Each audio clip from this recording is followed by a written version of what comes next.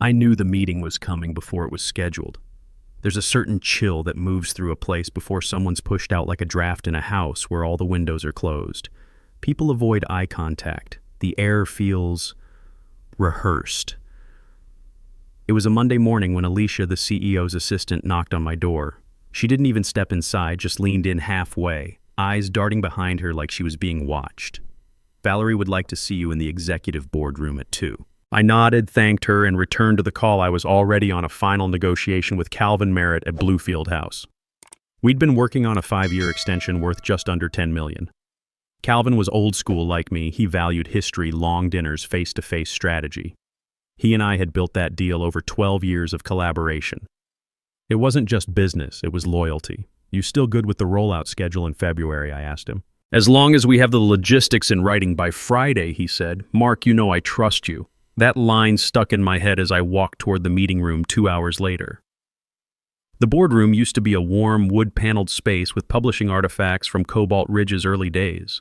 Now it looked like a tech startup exploded into glass walls, matte black furniture, one of those oversized LED displays buzzing like a wasp in the corner.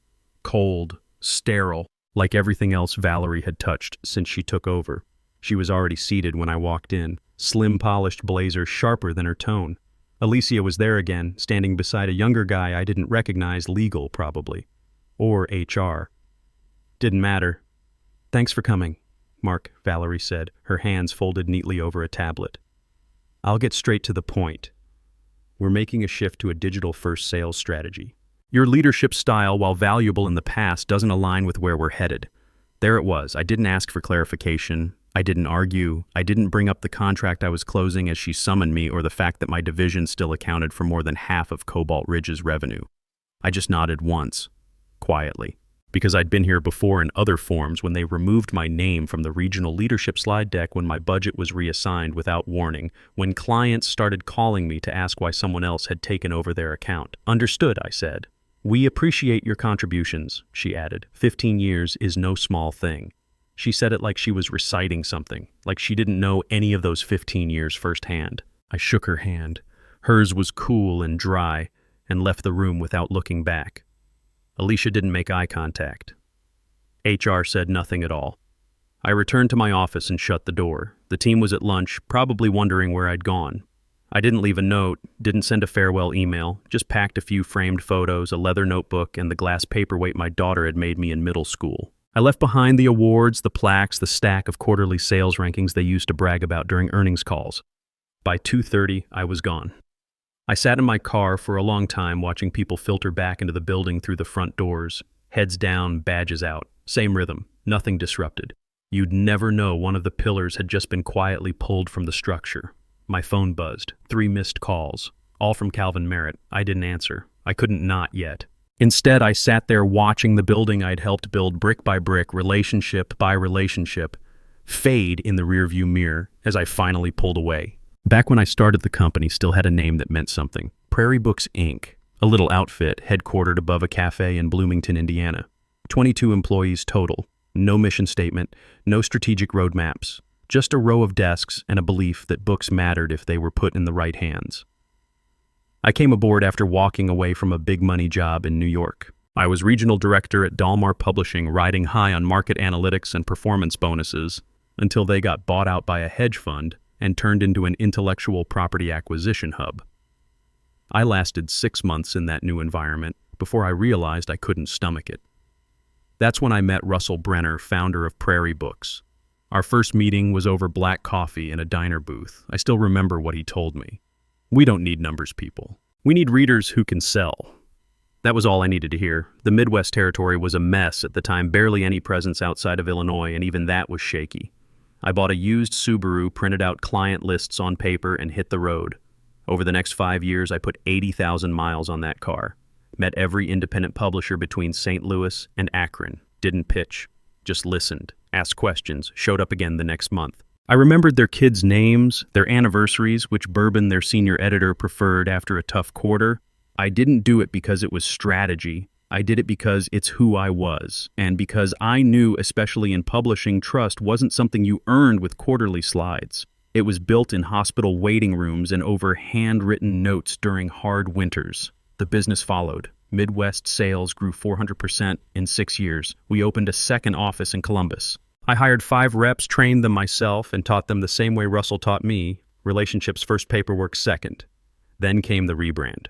Prairie Books became Cobalt Ridge Publishing after the board brought in outside investors. Suddenly, everything had to sound like a tech firm. The new CEO, Russell's son Brennan, was sharp but distant. He spoke fluent corporate. Didn't interfere much, but I could feel the shift in tone. Still, I stayed. We were profitable. We were respected. We were doing good work. Then Russell's daughter Jenny passed away. Leukemia. Fast and cruel. She'd worked in editorial, quietly brilliant, always kind. I'd known her since she was fresh out of college. The day of her funeral, the family was overwhelmed. I stepped in not because anyone asked me to, but because I was close. I helped organize the reception, handled the caterers, even made sure the flower arrangements got delivered when the order got messed up. I wasn't trying to impress anyone. I just couldn't not do it. I remember Brennan shaking my hand afterward, his voice thick. "You didn't have to do all this." But I did. Because that's how I saw this place. Not as a stepping stone, not as a resume line, as a community.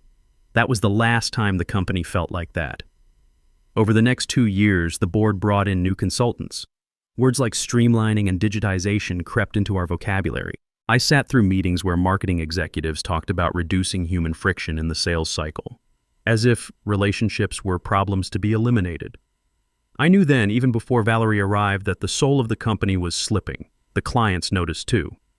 Some started asking why our reports looked like text slides instead of publishing briefs.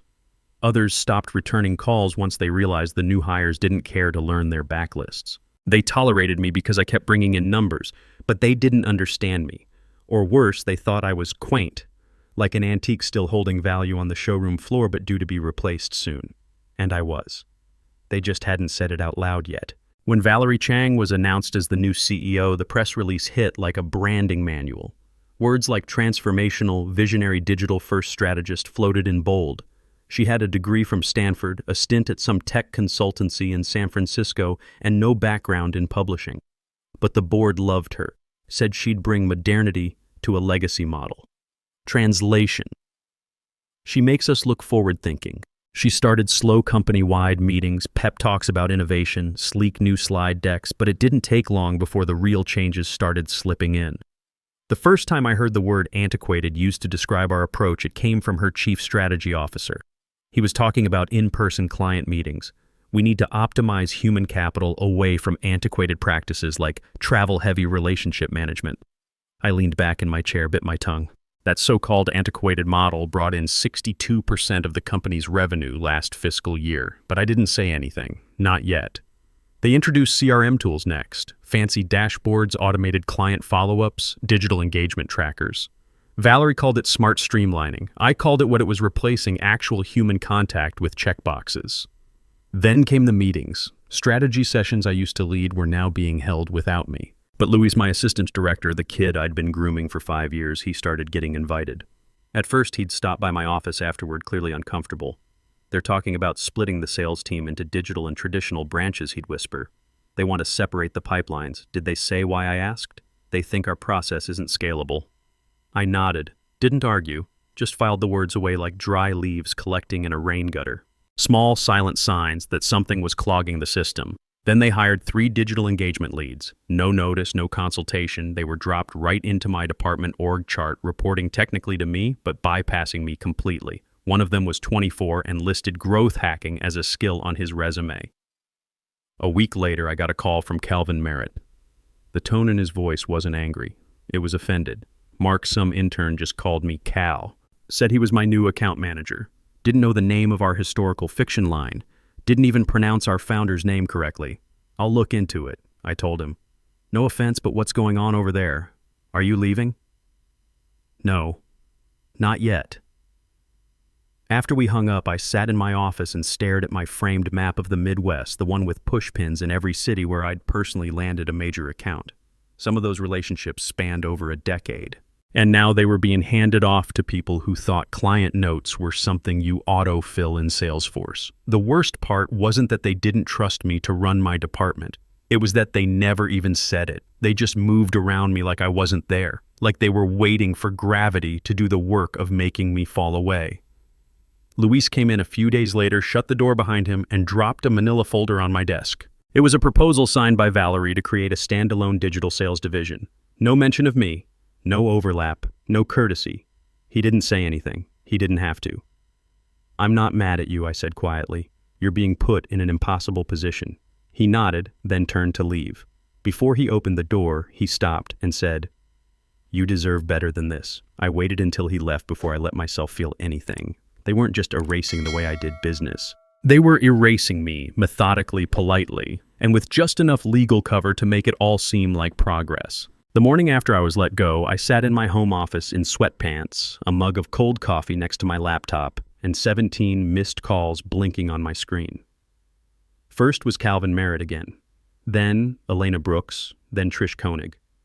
All names I knew like family, all people I hadn't had the heart or the clarity to respond to yet. I hadn't told Marianne, my wife, either. She was in Columbus, visiting our daughter for the week, helping her settle into her first apartment. I could have called. Should have. But I wasn't ready to explain it, not until I understood it myself. Instead, I opened the email from HR. Subject separation agreement, 6 months pay, 90 days of health coverage. A padded severance package meant to look generous until you read the fine print. A 12-month non-compete clause, strict and sweeping. I wasn't allowed to work with any current or former clients of Cobalt Ridge in any capacity. Not in publishing, not in consulting, not even as a freelance rep. I nearly laughed. They thought a single paragraph of legal language could cut off 20 years of loyalty.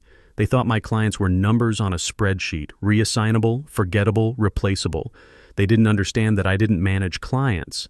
I had relationships, and relationships don't transfer on command. I forwarded the email to Ben Weissman, my attorney. Ben and I went back to our days in undergrad. He traded courtroom theatrics for contract law, but he still had that bulldog instinct. He called an hour later. "They let you go?" he asked. "They did." He let out a low whistle. "I've looked at the non-compete. It's aggressive but flawed, too broad. The courts don't like this kind of overreach. They'll try to enforce it, but they won't win easily. So I could go work elsewhere, you could," he said. "But they'll probably sue you anyway. Not because they'll win, just to slow you down, make it painful." I didn't reply right away. I wasn't thinking about lawsuits. I was thinking about Calvin, Elena, Trish. My phone buzzed again. Another message from Trish Koenig. "Just heard." What the hell happened? Call me. I didn't. Not yet. Instead, I stared out the window at my backyard, watching a squirrel tear apart the bird feeder like it owed him money. The calls kept coming that afternoon. I answered none of them. But then Elena Brooks from Riverbend Press texted, "Heard what they did. Their loss. If you're ever open to talking about what's next." I'm here. That one hit different. She wasn't trying to pry or vent. She was offering something. A bridge to the future if I wanted to cross it. I didn't write back. Instead, I opened my old notebook, the leather one with worn edges and names scribbled in the margins, and I started flipping through the pages. Every client, every anniversary, every dinner note and post-conference chat jotted down in my sloppy shorthand. It wasn't strategy. It wasn't part of a CRM. It was real. Cobalt Ridge could replace me on paper, but paper doesn't return phone calls.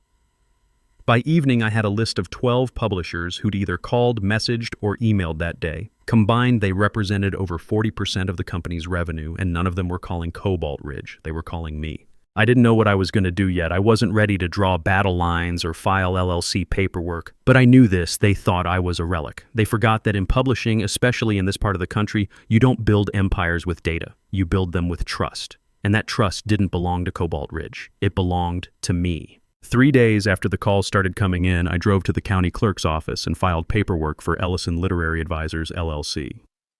No press release. No LinkedIn announcement. No logo website or mission statement.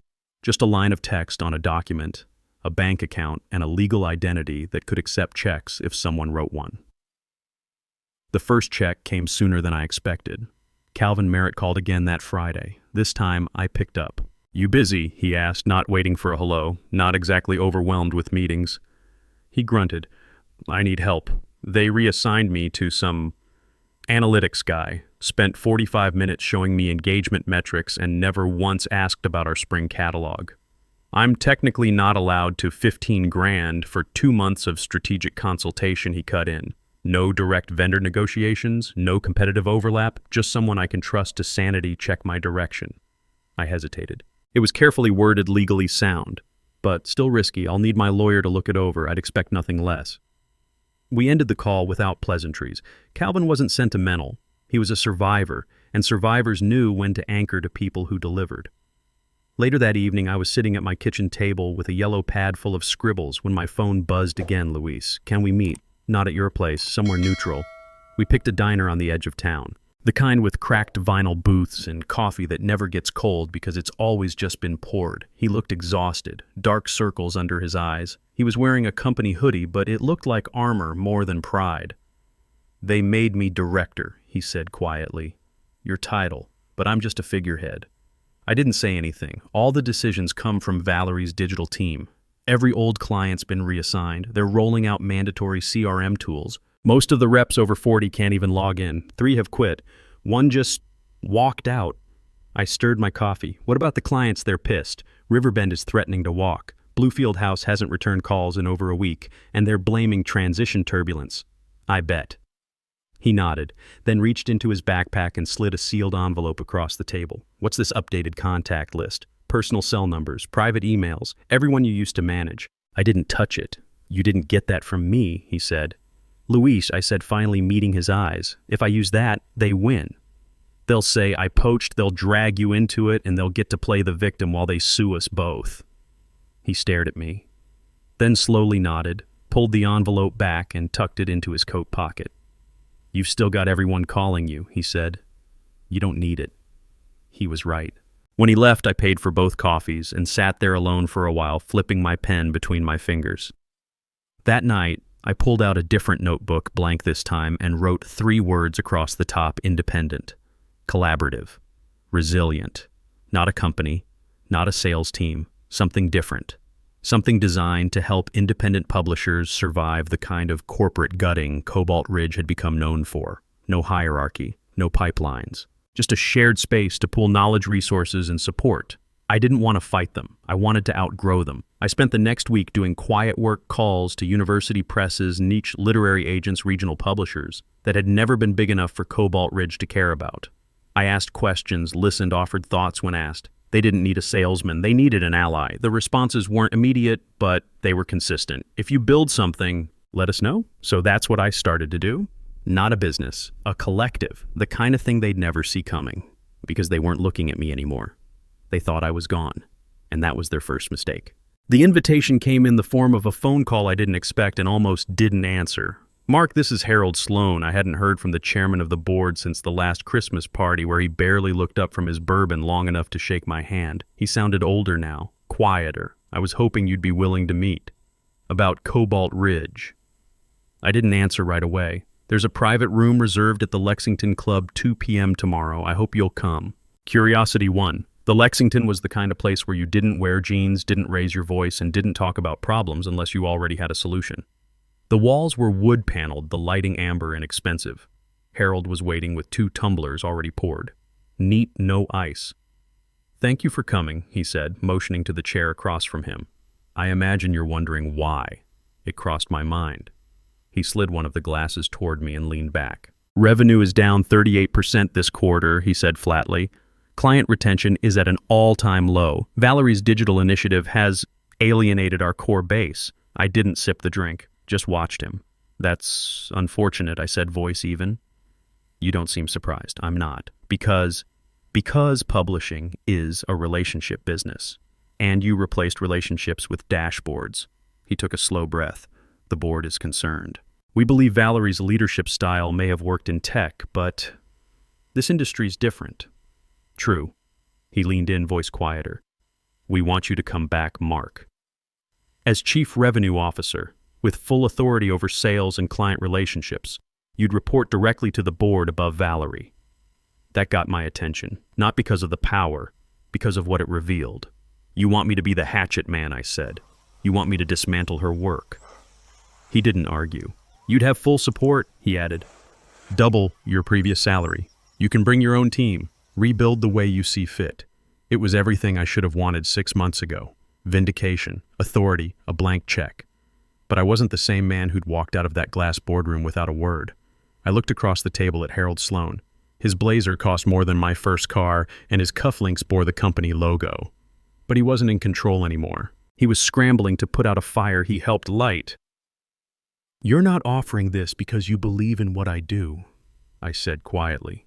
You're offering it because your numbers are in free fall, and the people who left won't come back for her. You built this company's foundation, Mark. No, I corrected. I built trust with the people who made your company profitable. You just forgot that mattered. He hesitated. Then remind them. From the inside. I stared down at the drink I hadn't touched. You didn't stop her when she pushed me out. We weren't informed until after it happened. Convenient. Silence stretched. Look, he said, finally, we made a mistake. We need you. I nodded once, then I stood. I appreciate the offer, Harold, but I'm already building something, and it's not a rescue mission for a ship that drilled holes in its own hull. His jaw tightened, but he didn't stop me as I left. I didn't finish the drink. I didn't shake his hand. On the drive home, I turned the conversation over in my head. The board hadn't just realized they'd made a mistake. They'd known it was a mistake the day it happened. They just didn't have the courage to admit it until it hit the balance sheet. And now they wanted me to clean up the mess, not because they trusted me, but because they feared what I might build outside their walls. That told me everything I needed to know. I didn't sleep the night after the meeting with Harold, not because I was angry, because I knew exactly what I needed to do. The next morning I called Calvin Merritt. I'm ready to discuss that consulting arrangement, I said. Good. I need someone who understands both the numbers and the readers. I have a different idea, I told him. Not just consulting, something broader. I'm listening. I explained the concept, not a company, not an agency, a consortium, a network of independent publishers. You keep your autonomy, but we share insights, resources, and connections. Distribution, strategy, market data. You won't have to fight the industry alone, and you won't have to deal with corporations that don't understand what you do. There was a long pause. How many others have you approached? None. I said, You're the first, because I'm your biggest client. No, because I trust your instincts. If you think it's viable, I move forward. If not, I let it go. Calvin didn't hesitate. I'm in. And I know 5 others who will be too. My second call was to Elena Brooks at Riverbend. Not only was she on board, she offered ideas to improve the model. Let's build a shared digital platform, she said. One that gives small publishers big publisher reach without sacrificing control. That afternoon, I called Ben Weissman. I laid out the plan. You're not targeting their clients, he confirmed.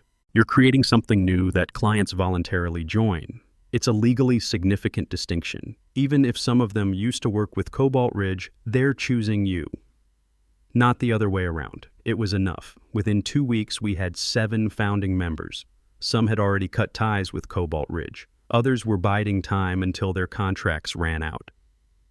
But all of them were tired of being treated like line items on a quarterly report instead of creative partners. We pooled an operational fund to cover my salary and basic infrastructure. Nothing fancy. I rented a small office space in Broad Ripple, far from the high-rise towers downtown. No lobby, no glass conference rooms. Just 4 rooms, a whiteboard, and a vision. I hired Maya, a recent grad with a background in digital communications and more energy than I knew what to do with. And Gerald, a semi-retired operations manager I'd known from back in the Prairie Books days. He was gruff, steady, and allergic to BS, exactly what we needed. We didn't advertise, we didn't pitch. We didn't even have a website for the first month. We didn't need one. The story told itself. Cobalt Ridge had fumbled the handoff. We were offering an open door and a handshake. By the end of month 1, 3 more publishers asked to join.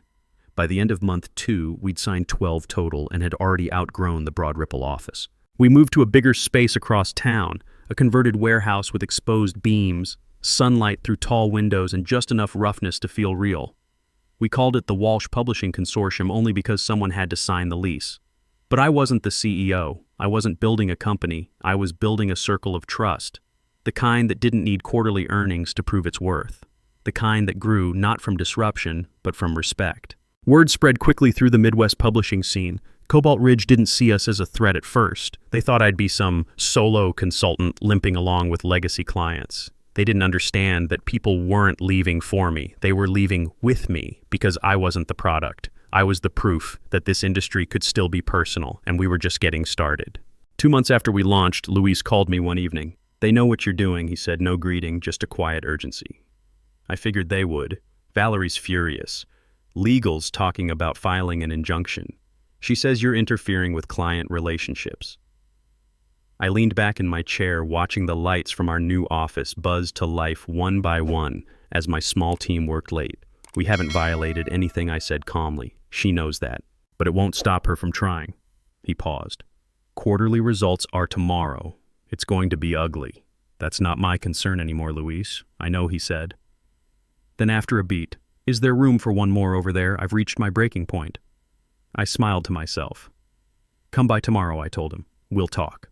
I never heard from Cobalt Ridge's legal department. They must have realized a public lawsuit would only confirm what the entire industry was already whispering they'd driven away their backbone. Instead, the next call came from a blocked number. "This is Patricia Harrington from the Cobalt Ridge Board of Directors," said a formal voice. I waited. "We've voted to waive your non-compete agreement effective immediately," she continued. "We've also authorized our legal team to prepare a cease and desist regarding what we consider interference with our client relationships." I let the silence stretch. "Do you have a response, Mr. Ellison?" "Just one question," I said. "Have you spoken to your clients directly? I'm not sure that's not through account managers or satisfaction surveys. I mean, have you actually sat down with Calvin Merritt or Elena Brooks and asked them why they left? That's not relevant to..." "It's the only thing that's relevant." I cut in. There was a long silence. "We're currently in board session," she said at last. "Would you be willing to join us and explain your perspective directly?" I looked around the room, Maya laughing with Gerald over something on the printer, Luis already unpacking his things at the desk beside mine. "I appreciate the invitation," I said, "but I'm in the middle of a meeting with 15 publishers who've chosen a different path." She didn't respond, just hung up. The cease and desist never came. 3 days later, the business section of the Indianapolis Herald ran the headline, "Cobalt Ridge CEO Valerie Chang resigns amid industry backlash revenue plunge." Her replacement was a quiet internal promotion, someone who'd been with the company for years, a course correction dressed in corporate humility. But the ship had already drifted too far. 6 months after I'd filed those first LLC papers, the Walsh Publishing Consortium had 23 members with a waitlist of smaller publishers from across the Midwest.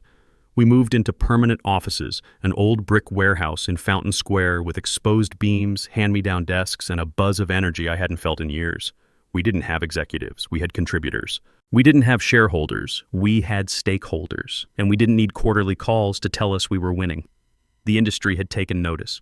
We were featured in Publishers Weekly and the New York Times business section. One headline called it "The Relationship Revolution in Publishing." I didn't set out to start a revolution. I just wanted to protect what I knew still worked. The final call came from Harold Sloan. "We'd like to discuss the possibility of Cobalt Ridge joining your consortium." I almost laughed but kept my voice measured. "That's not how it works, Harold. We're not acquiring entities your size. Perhaps a partnership arrangement. I'll bring it to our leadership council," I said. But I already knew what the answer would be. The publishers who joined us didn't do it to be saved. They did it to escape the very model Harold represented. Later that day, I drove out to Eagle Creek, the same lakeside spot I used to sit at when Cobalt Ridge problems felt too big to solve. Now the air was quiet, and the problems were no longer mine. Not because I'd gotten revenge, but because I'd built something real, something that mattered.